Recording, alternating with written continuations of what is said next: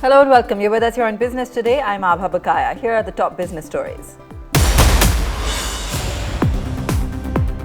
Big change at the helm of Reliance Jio Infocom. Mukesh Ambani passes the baton to his elder son, Akash Ambani. The elder Ambani resigns as chairman from the board. Akash Ambani appointed new chairman. Market ends flat amid volatility. Nifty closes at 15,850. Oil and gas, metals, auto outshine.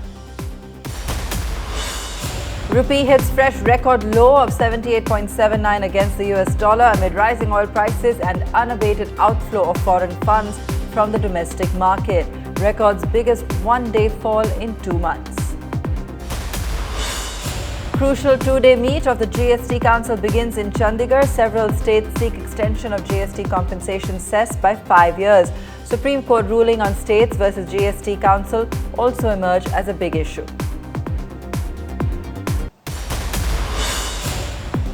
Telangana activates the THub 2.0 in Hyderabad. The largest innovation campus in the world aims to support over 20,000 startups in the next 5 years by providing them with all-round support. Ratan Tata among those who congratulated the state government.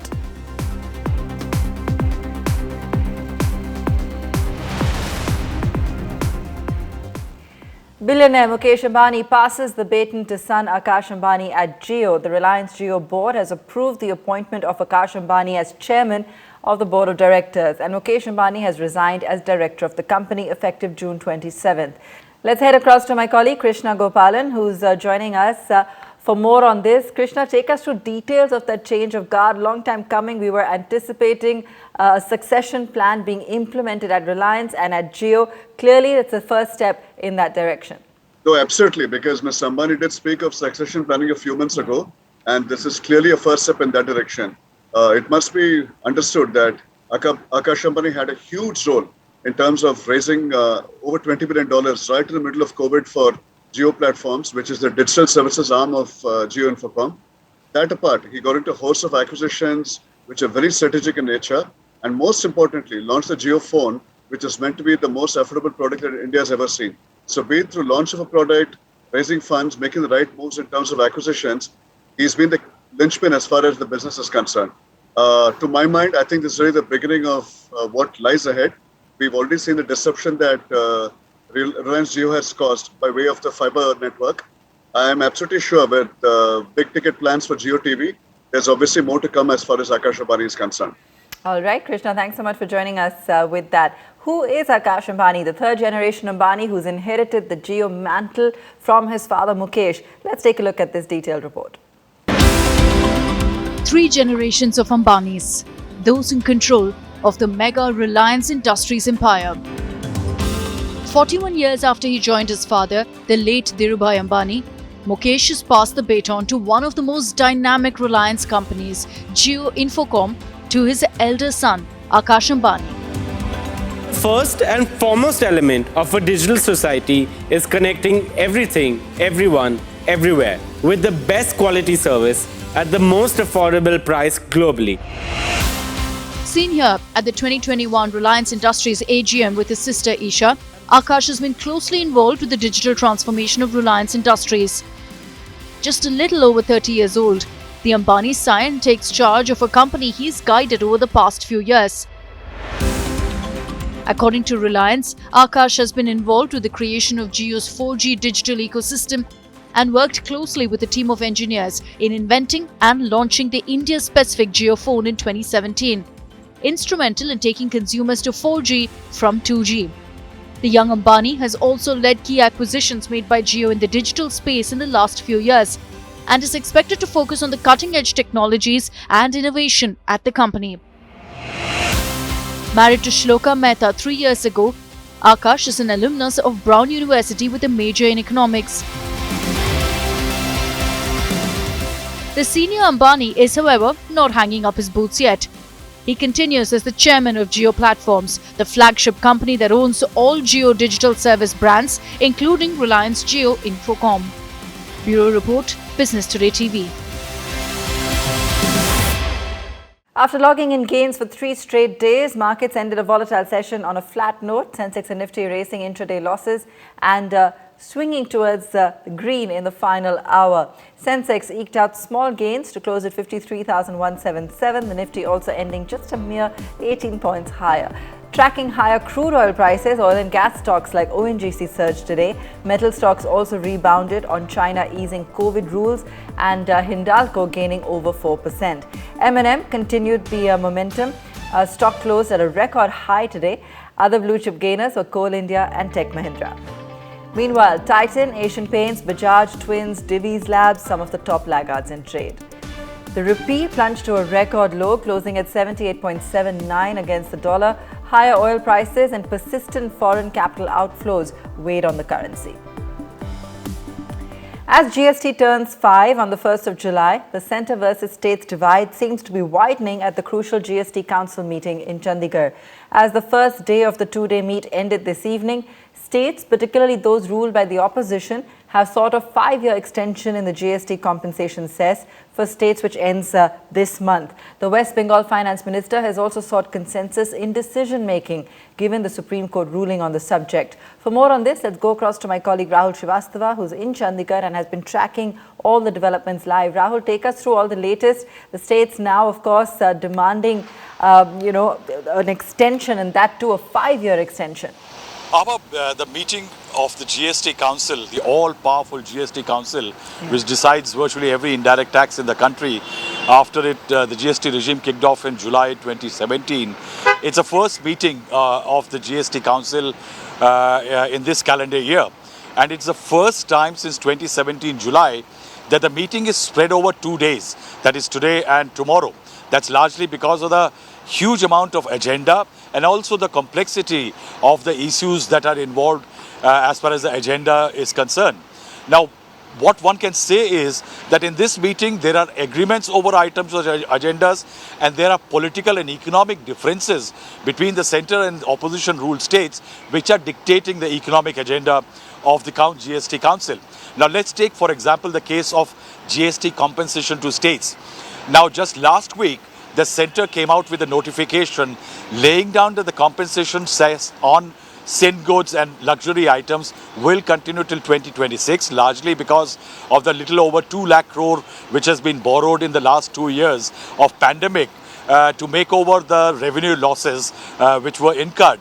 And now for that the centre has extended the deadline of compensation cess till 2026. But there is a question mark over the states getting the compensation for the revenue losses as per the GST law had mandated that once the GST kicks in, after subsuming all the state taxes, there will be a 14% compounded increment as far as the state compensation is concerned.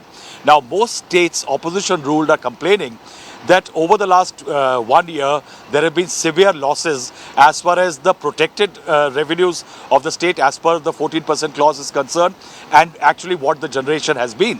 Now, there are only 5 states which are only these small states in northeast India like Sikkim, Arunachal, Nagaland, Mizoram and Manipur, which have got a more revenue than actually the protected revenue they were supposed to get. But there are states like Himachal and others who have actually had a huge setback or steepest fall as far as their revenue inflow is concerned. And that is why what they are citing, the data quoted in the agenda papers, that there has been a 27.2 deficit on an average as far as their revenue income is concerned. And that is why they want an extension. So the first to fire a salvo was Mr. T.S. Singh Deo, who is the Panchayati Raj Minister of Chhattisgarh, a Congress-ruled state, and he is unwell, he is down with COVID, but he has sent a letter to Nirmala Sitharaman, the Finance Minister, saying that a state, mineral state like Chhattisgarh is not a consumer. And that is why it is incurring huge losses compared to the VAT regime pre-2017 period. And that's why there should be a 5-year extension as far as compensation to states is concerned. On the other hand, given a political twist to the story and the GST Council meeting, Mr. Amit Mitra, the Chief Advisor to the West Bengal Chief Minister, Mamata Banerjee, fired a letter in which he has invoked the Supreme Court order in May this year, when the court had said that the GST Council orders are not binding. That is perhaps the divisive part. But on 4 GOMs, e-way gold bill, on impact on rate rationalization. There has been acceptance and unanimity in the meeting. But one very important factor is that the compensation issue has been added to the agenda tomorrow. And importantly, the online gaming, horse racing and casino taxation issue will be taken up tomorrow again. So tomorrow is going to be a critical day. Clearly, thank you so much for joining us, Rahul. Lots of developments today, and we will continue to track all the news from the GST meet tomorrow as well. Taiwanese electronics giant Foxconn, the largest electronics manufacturer in the world, is looking not at one but several states in India to invest in. Business Today has exclusively that the mega corporation has huge expansion plans for India, from expanding its mobile phone manufacturing to partnering with Vedanta for semiconductor and display to setting up an EV plant as well. Foxconn is reportedly looking at different states for all three plants. In fact, states have been wooing the company with incentives and tax breaks. Let's head across to Rajat Mishra for more on this. Rajat, why are states adjusting to attract Foxconn? Of course, this will come with certain benefits. Take us through what those are. So, see, Abha, first thing that we have to understand is that Foxconn is the largest electronics contract manufacturer in the world, and that is why we are seeing, and it's also looking for ramping up its investment and investment as far as semiconductor and electronic vehicle space is concerned in India. That's why we are seeing a stream of officials and also a slew of delegations from the various states flying down to Delhi to meet the delegation of the Foxconn company. So that is why we are seeing, and it's all states are eager to provide the incentive so that Foxconn will come to their particular state and invest in that particular state. There are three possible reasons, most important reason that why Foxconn is very important for the states. One, because if Foxconn will set up any manufacturing plant in the particular state, that particular state will be known as a major manufacturing hub on the world map.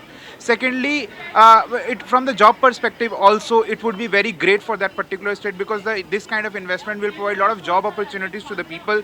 Thirdly, this will secure the investment for the decades to come for the particular state.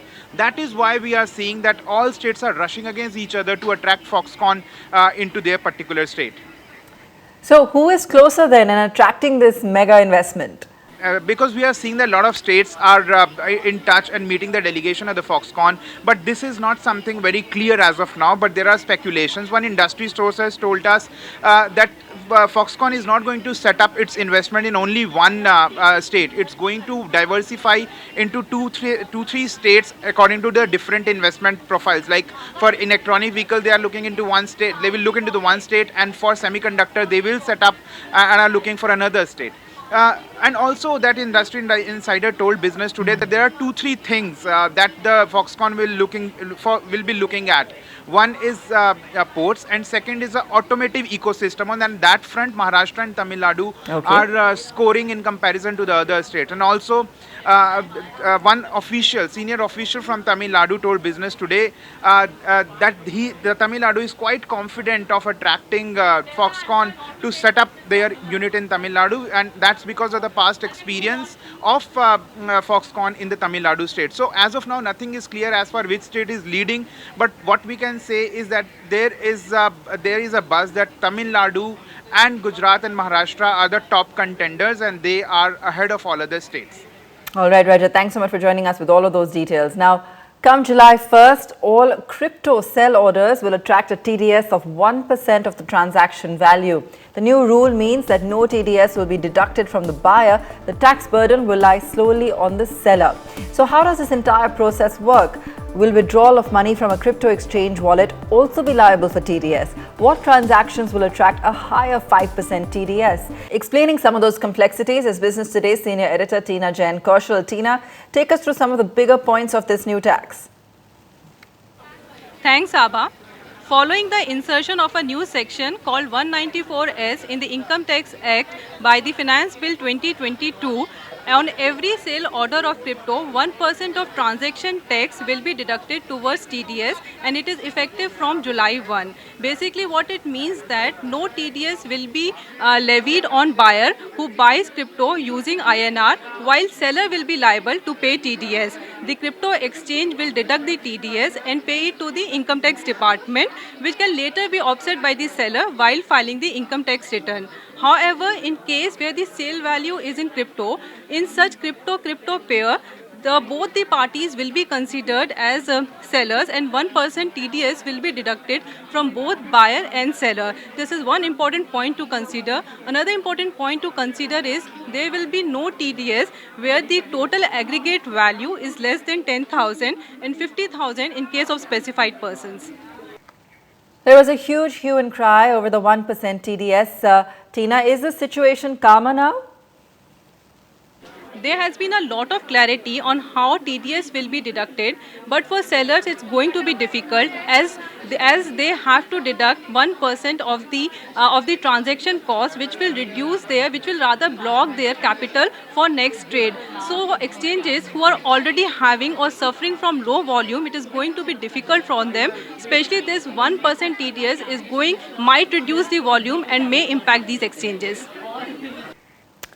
All right, Tina, thanks so much for joining us with that. The world's eyes were on Telangana today as the state government unveiled the world's largest startup incubator, THub, in Hyderabad. The classy hub is all set to give a boost to the startup ecosystem in India. Step inside the swanky center with Business Today TV. World's largest startup incubator, THub 2.0 is here. Spread over 370,000 square feet. Designed to house about 2,000 startups. Doyens of the startup universe descend on THub 2.0. 25 unicorns in attendance. Telangana Chief Minister K. Chandrasekhar Rao unveils the mammoth structure. Today we are dedicating our THub 2 facility to young Indians across the country. If they propose to build an innovative startup, we at THub will provide them with a collaborative innovation ecosystem. The next journey of THub starts here in Hyderabad today. The day is not far away when the next big breakthrough in startup innovation will come from Hyderabad. 5 times bigger than the THub 1.0 unveiled in 2015 within the IIT Hyderabad campus, the new swanky 10-story T-shaped structure is in the heart of Hyderabad's IT hub. An initiative of Telangana government entailing 400 crore rupees investment, THub 2.0 will provide space free of cost to venture capital firms. A Seoul-based firm, Spaces, has designed the building. The world-class structure will also be home to an Alt Innovation Mission Center, a center of the Startup India Mission, and the CII Center for Innovation and Entrepreneurship. We're trying to be an orchestrator of creating an entrepreneurial ecosystem where we have government, we have academia, we have corporates, we have funding entities, we have international consulates, etc. working out of here. Basically, the idea is everything which a startup requires to be able to scale and grow, we'll be able to provide that infrastructure here. THub has been leading India's pioneering innovation ecosystem for the last 6 years. The first phase of THub supported 1,100 startups and also helped them raise nearly 10,000 crore rupees from the funding ecosystem, and also played a part in shaping of the 3 unicorns and a clutch of soonicorns. When we started THub, the city hardly had about a few, maybe 100 or 150 startups. There were only 2 incubators in the city. The impact of THub has been that in the last 7 years, 1,100 startups have been directly supported by THub. Various other partner incubators which have sprung up. There are 57 incubators now. From 2, we have reached 57. With THub 2.0, over 2,000 startups will have access to money, mentors, partnership, policy advice, manpower, and market access. Ratan Tata, Tata Sons Chairman Emeritus, hailed the Telangana government's initiative and said that the facility would be a great boost to the Indian startup ecosystem. The infrastructure is in place to churn out more unicorns from India. With an aim to provide a long-term growth for tech ecosystem, THub 2.0 opens its doors for innovators from across the nation. With camera person Damodar, Fronia Priscilla for Business Today TV. After cementing its place in the 10-minute grocery delivery space, Zepto is all set for its new venture. Now you can get your coffee or tea along with sandwiches delivered to your doorstep with Zepto Cafe. Listen to Kaivalya Vora, co-founder and CTO Zepto, talk about the company's future plans. Do tell us what next for you guys. Sure. I think there are, when it comes to growth and expansion, I think we really look at it two different ways. Right? Yeah. I think there's one type of growth which is historically how we've grown, which has just been launching in new markets, right? Launching in new geographies, in new cities, in new neighborhoods. And so today today we're in the top 10 cities, right? We're in the top 10 metros, and a significant chunk of our expansion will be expanding into new cities beyond that, right? And then there's a second, so that's one type, right? And there's a second type of expansion, which is launching new categories, right? So you have grocery, which is what we started with, which was the core, of the business, which is fruits, vegetables, all that stuff. More recently, we've been, working on newer categories, right? And so one good example of that is Zepto Cafe, which was launched in Bombay about 2 months back now. We're currently scaling it up across the rest of our cities. Zepto Cafe is basically the delivery of coffee, tea, sandwiches, samosa, snacks, basically the whole cafe format, and getting that delivered hot in 10 minutes. And so that is the other type of growth, right? Which is, okay, grocery is one great category, but what are the other categories on top of that you can get into, right? So I think that's the way we look at it. Okay, so speaking about Zepto Cafe, you will pretty much be taking on the likes of Zomato, which is massive. Okay, I think, so the way we look at this is actually a little bit differently. I think we're not really trying to play within the food category per se. And I mean, this is not a substitute for like a lunch or dinner, no pizzas or momos or whatever, biryani that you would get on a Zomato or Swiggy. This is a very curated assortment, only about, 10, 15, 20 items that are, something that you might get at a Starbucks or any cafe similar to that, right? And so it's more like your evening chai type use case. And the whole thing would be the focus on 10 minutes. Yeah, still within 10 minutes. And the idea is that, with these categories, as we launch them, is that, all these categories come within the same order, right? So in that same order, while you're getting your, doodh and bread and aloo, pyaz, tomato for your regular groceries, you can get a cup of coffee along with it. So that's the way we're thinking about it. Like the way you work with dark stores for your grocery deliveries, are you going to work with like cloud kitchens? Or? Yeah, so the way we've done this is that we have a section within our dark store which is dedicated for cafe. So it's within the same dark store, and we're working with brands. So we work with the Chayos or the Blue Tokai Coffee and all these existing brands, and work with them within our own dark stores, within that are servicing the rest of the grocery orders. So it's the same dark store basically. Okay, got it. And what are your plans about expanding to say tier 2, tier 3 cities? Yeah, I think like I said, India has there's a significant opportunity in India. Right today, I think we've barely scratched the surface. In the top 10 cities, and so I think that opportunity exists. And over the coming months, I think you can definitely sort of see us in a lot of those next set of cities. A lot of which will be tier 2. And so, I think we're pretty bullish on India and going deeper within the country. Now, as we adopt more technology in our homes, a question that plagues a lot of us is whether our devices are always listening to our conversations. And when the device in question is powered by one of the smartest voice assistants, Amazon's Alexa, it's important to know what big tech companies do with our data. In an exclusive chat with BT's Ayush Elabadi at the Amazon event in Las Vegas, Rohit Prasad, SVP and head scientist for Alexa, explained how the company takes privacy and data security very seriously. Take a listen.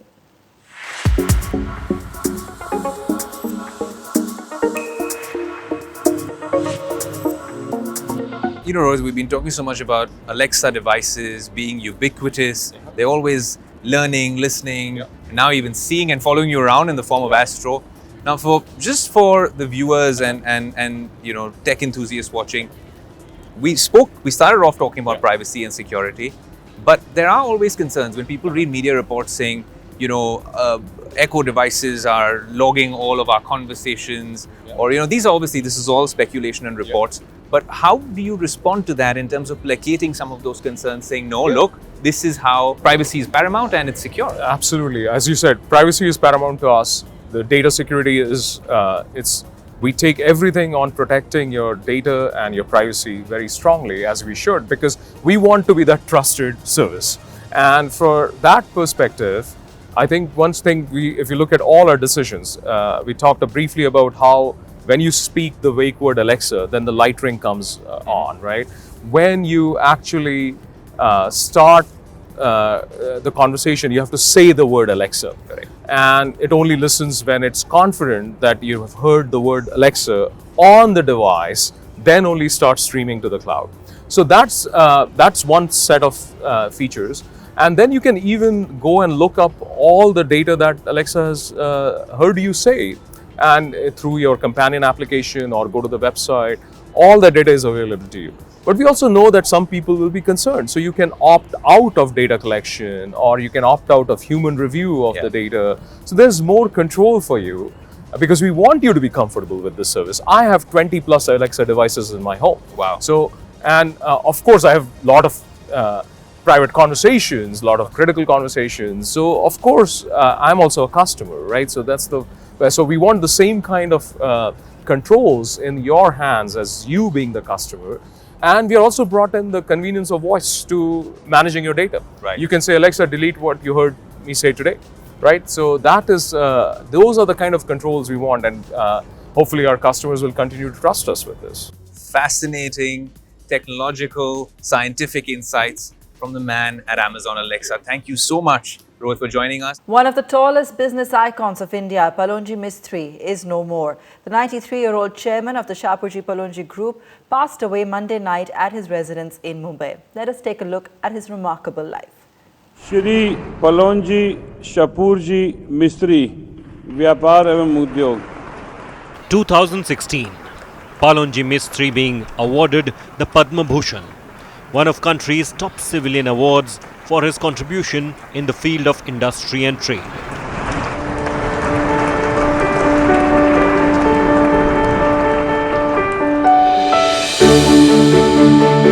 The Shapoorji Pallonji Group may be one of the biggest privately owned in the country in its own right. But Palonji Mistry's real claim to fame was his 18.4% shareholding in the Tata Group, making him the largest individual shareholder in the conglomerate, bigger than any of the Tatas. According to legend, the stake was bought by the family in 1930 when the Tatas were in financial distress and needed a white knight. It was the Mistrys who stepped forward and funded the Tatas, getting the substantial stake in return. The same stake, however, was a bane for the elder Mistry when his son Cyrus Mistry was chosen as the chairman of the Tata Group in 2012. The tenure ended in 2016 with a deep rift between the two big Parsi groups, ending a friendship of more than a century. The stake also gave Palonji Mistry a net worth of around $30 billion, making him one of the richest people in India. The demise was mourned by Prime Minister Narendra Modi, who expressed his sentiments in a tweet. Other politicians like the Commerce and Industry Minister Piyush Goyal and Women and Child Development Minister Smriti Irani also tweeted their condolences. Palonji was born in 1929 into a prominent Parsi family and attended Mumbai's Cathedral and John Cannon School before heading to London's Imperial College for higher education. He joined his family business, founded in 1865 at the age of 18, and expanded it to Abu Dhabi, Dubai and Qatar in the Middle East. He developed it into a conglomerate with interest in engineering and construction, infrastructure, real estate, water, energy and financial services. Over the years, the group has constructed some of Mumbai's most iconic buildings, such as the Taj Mahal Palace Hotel, the Reserve Bank of India headquarters, the Bombay Stock Exchange building and the Brabant Stadium.